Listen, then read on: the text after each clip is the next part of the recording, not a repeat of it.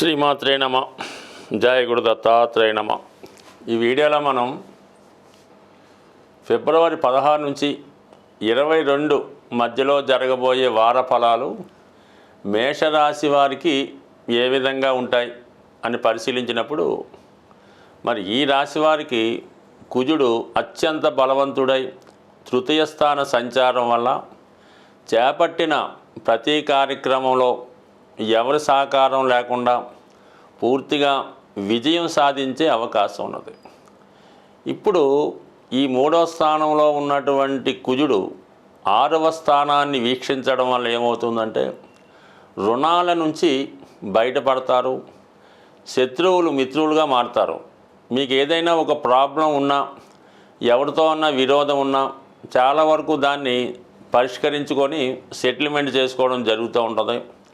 అలాగే రుణాల నుంచి బయటపడతారు, కోర్టు సమస్యల నుంచి విముక్తి కలుగుతుంది. అంటే 6వ స్థానం అన్నది శత్రువులు, రోగాలు, రుణాలు, వీటి నుంచి బయటపడే విధంగా కుజుడు మీకు సహకరించడం జరుగుతూ ఉంటుంది. ఇంకా అదేవిధంగా ఈ తృతీయంలో ఉన్నటువంటి కుజుడు భాగ్య రాజ్యస్థానాన్ని వీక్షించడం వల్ల తప్పనిసరిగా వృత్తిలో మార్పు అన్నది రావడం జరుగుతూ ఉంటుంది. సడన్గా వృత్తిరీత్యా ప్రయాణాలు చేయవలసి రావడం కానీ, లేదా మీరు చాలా కాలంగా వేరే ప్రాంతంలో ఏదైనా దూర ప్రాంతంలో ఉద్యోగ ప్రయత్నాలు చేస్తుంటే అవి ఈ సమయంలో మీకు అందుబాటులోకి వచ్చి అవి ఒక కొలిక్కి వచ్చే అవకాశం ఉంది. మరి ఈ కారణం వల్ల మీరు వృత్తిరీత్యా దూర ప్రాంత ప్రయాణం చేస్తారు, వృత్తిలో మార్పు వస్తుంది. కొంతమందికి అనూహ్యంగా వృత్తిలో హోదా పెరగడం వల్ల ఉన్న వృత్తినే కంటిన్యూ చేస్తూ ఇంకా దాన్ని సమర్థవంతంగా నిర్వహించే ప్రయత్నం జరుగుతూ ఉంటుంది. ఈ కుజుడు ఎక్కువగా మార్కెటింగ్ రంగంలో ఉన్న వాళ్ళకి, అలాగే రియల్ ఎస్టేట్ రంగంలో ఉన్న వాళ్ళకి, ఇండిపెండెంట్గా ధైర్య సాహసాలతో ఎవరి సహకారం లేకుండా చేస్తున్న అందరికీ కూడా ఈ కుజుడి యొక్క బలం మీకు సంపూర్ణంగా అనుగ్రహించడం జరుగుతూ ఉంటుంది. ఇక గురువు యొక్క బలం కూడా పెరగడం జరిగింది. ధనస్థానంలో ఉన్నటువంటి గురువు చాలా వరకు మిమ్మల్ని ఆర్థిక పరంగా సమయానికి తగిన ధన సహకారం లభిస్తుంది. మీ యొక్క ప్రయత్నానికి మీ కుటుంబ సభ్యులు సంపూర్ణంగా సహకరిస్తారు. ఇదే సమయంలో మీరు కుటుంబం యొక్క బాధ్యత తీసుకొని ఆ కుటుంబ సభ్యుల యొక్క సమస్యల్ని పరిష్కరించడం జరుగుతూ ఉంటుంది. ఇదే టైంలో కొంతమంది ఏంటంటే అటు కుటుంబ సమేతంగా ఏదైనా ఒక విహారయాత్ర కానీ, పుణ్యక్షేత్రాన్ని కానీ దర్శించడం జరుగుతుంది. లేదైనా ఒక వివాహ వేడుకలో కానీ, గెట్ టుగెదర్ లాంటి ఫంక్షన్లో పాల్గొనడం కానీ జరిగే అవకాశం ఉంది. అలాగే మీ కుటుంబం యొక్క సభ్యుల సంఖ్య కూడా పెరిగే అవకాశం ఉంది. అంటే వివాహం ద్వారా అవ్వచ్చు, లేదంటే మీకు కానీ మీ సంతానానికి కానీ వేరే సంతానం కలగడం వల్ల కానీ, బాగా చాలా కాలంగా దూరంగా ఉన్నటువంటి మీ యొక్క కుటుంబ సభ్యులు తిరిగి మీ కుటుంబంలో కలుసుకోవడం వల్ల కుటుంబం అంతా ఆనందంగా గడపడం, ఏదైనా ఒక సంతోష వాతావరణం, ఆధ్యాత్మిక వాతావరణం మీ కుటుంబంలో కనబడుతుంది. మీ యొక్క మాటలలోనూ అలాగే మీ యొక్క నడవడికలో కూడా చాలా మార్పులు ఈ సమయంలో మీకు రావడం జరుగుతూ ఉంటుంది. ఇవన్నీ అనుకూలంగా ఉన్నప్పటికీ కూడా చాలా వరకు మీరు ఏదన్నా ఈ స్పెక్యులేషను, షేర్ మార్కెట్, లేదన్నా ఎవరికైనా ఈ ఇన్వెస్ట్మెంట్ విషయంలో సలహాలు ఇచ్చినప్పుడు చాలా జాగ్రత్తగా సలహా ఇవ్వవలసి ఉంటుంది. ముఖ్యంగా ఏదైనా మీరు కొనేటప్పుడు కానీ, ఖర్చు పెట్టేటప్పుడు కానీ చాలా జాగ్రత్తగా వ్యవహరించవలసి ఉంటుంది. ఏదైనా మోసంతో కూడుకున్నటువంటి డాక్యుమెంట్స్ కలిగినటువంటి గృహాలు కొనడం కానీ, ఏదైనా వాహనం కొనడం కానీ జరిగే అవకాశం ఉంది. ఏదైనా ఒక వ్యవహారంలో మనీ ఇన్వెస్ట్ చేసినప్పుడు అది నష్టపోవడం కానీ, లేదంటే మోసంతో కూడుకున్నటువంటి వస్తువులు కొనడం వల్ల ఇబ్బంది పడే అవకాశం ఉంది. కానీ ముఖ్యంగా మీరు ఆన్లైన్లో విలువైన వస్తువులు ఎలాంటివి ఏమన్నా తెప్పించుకునేటప్పుడు 1-2 సార్లు ఆ కంపెనీ యొక్క విషయాలు తెలుసుకొని తెప్పించుకోవడం మంచిది. అలాగే మీరు ఏదైనా డాక్యుమెంట్ సైన్ చేసినా, ఎవరికన్నా షూరిటీ ఇచ్చినా అది నమ్మకంగా చాలా జాగ్రత్తగా షూరిటీ కానీ సంతకం కానీ పెట్టాలి తప్ప తొందరపడి ఎటువంటి సైన్ చేసినా కూడా తర్వాత అది మీ యొక్క మెడకు చుట్టుకొని చాలా వరకు 1కి 10 రెట్లు నష్టపోవడం కూడా జరిగే అవకాశం ఉంది. కాబట్టి చాలా జాగ్రత్తగా వ్యవహరించండి. ఈ సమయంలో మీరు అటు దగ్గర వాళ్ళని కానీ, మిత్రులను కానీ, అలాగే ఆన్లైన్లో పరిచయం వాళ్ళతో కూడా జాగ్రత్తగా వ్యవహరించడం మంచిది. సాధారణంగా గ్రహస్థితి మనకి అనుకూలించినప్పుడు, గ్రహాల స్థితి బాగులేకుండా ఇబ్బందులు పడుతున్నప్పుడు ఏ ఒక్క గ్రహం గురించో మనకి ఈ ఇబ్బందులు వస్తున్నాయి అనుకోకుండా సుమారుగా అన్ని గ్రహాల ప్రభావం నుంచి బయటపడడానికి సాధారణంగా కొన్ని మంచి కార్యక్రమాలు చేయడానికి మన పెద్దవాళ్ళు నిర్ణయించడం జరుగుతూ ఉంటుంది అన్నమాట.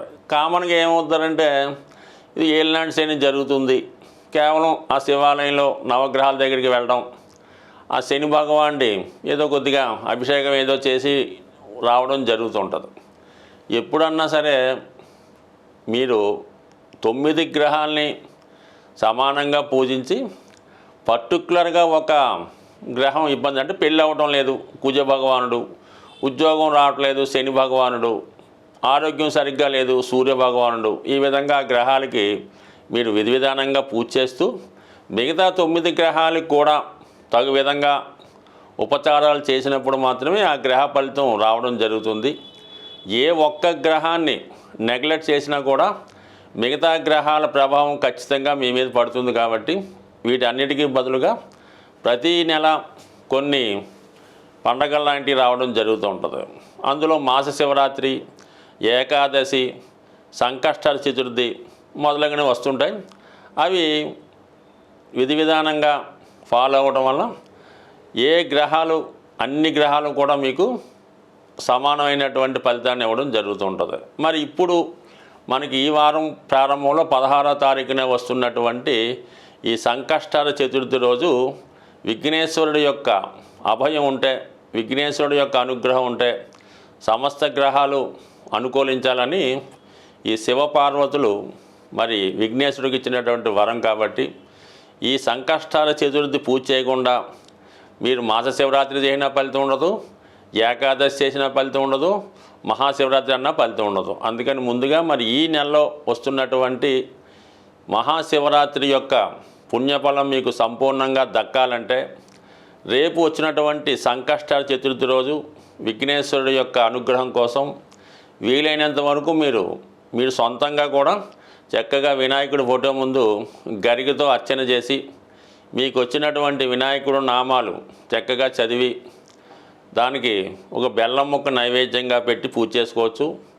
అవకాశం ఉన్నవాళ్ళు మరి ఆలయంలో మరి ప్రదోష వేళ విఘ్నేశ్వరుడికి చేస్తున్నటువంటి అభిషేకంలో పాల్గొనడం జరుగుతూ ఉంటుంది.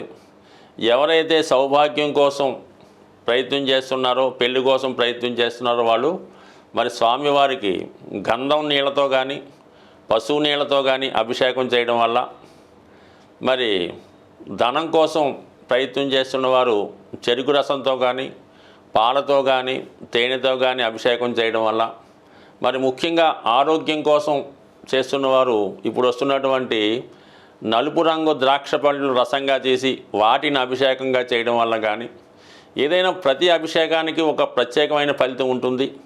ఏదైనా ఇందులో భక్తి ఇంపార్టెంటు.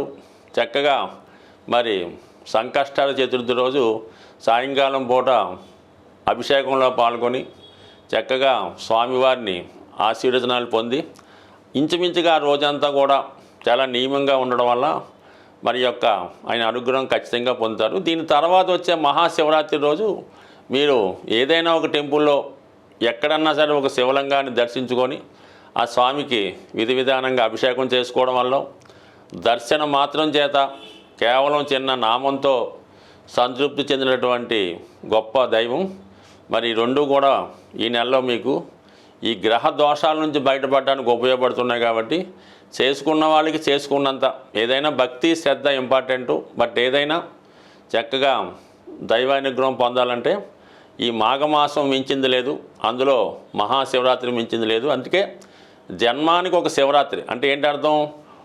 మన జన్మలో ఒక్క శివరాత్రిలో చక్కగా ఒక శివరాత్రి రోజు నియమంగా ఉంటూ ఆ పరమేశ్వరుని దర్శించుకోవడం వల్ల చక్కని ఫలితం పొందడం జరుగుతుంది. స్వస్తి.